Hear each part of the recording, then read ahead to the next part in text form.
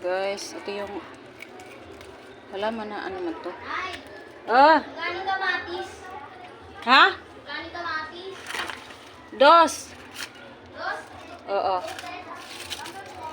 Ito guys yung ano, binili ng asawa ko na halaman na. Ano naman siya yung Mamaya pa to. gumagapang. Nilalagay niya dito sa ano.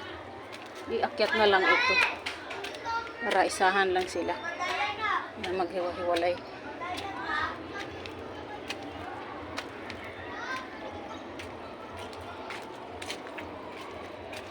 Ito na lang siya. Yan. Inayos ko na guys. Yan. Ayos-ayos na yung ano niya. Itong halaman na ito. Tinanggal ko na yung mga ano, natuyo na mga dahon. Sabi ng asawa ko, huwag ka na raw ito galawin itong ano niya. Ayos niya. Ginalaw ko pa rin.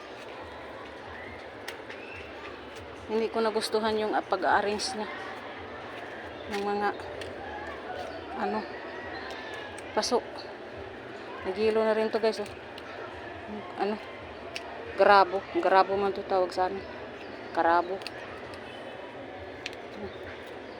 Tuyo na rin yung dahon guys. Nagyelo. Herbal din to guys. Ano, kumulimlim na ang langit. Wala na yung araw. Nagtago na si araw. Yan, yung ano pandan ko dito nilipat ko guys sa kanto. Medyo ano, pagtanghaling tapat. Hindi ganong naaarawan. Kulimlim na ang langit. So, meron pa dito siyang pinaghiwa-hiwalay niya itong mga halaman. Yan. Ano, palm. Pag ano na to guys, lumaki na yan.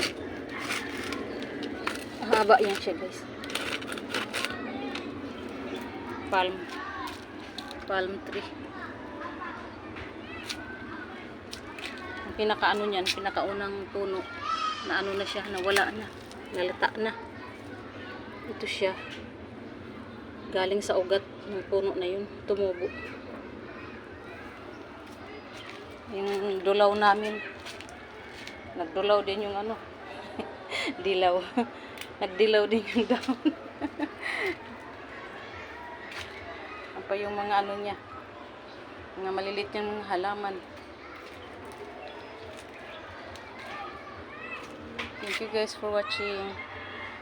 Dito ako sa ano, ayun, makulimlim na dito guys. Bababa na ako. Okay.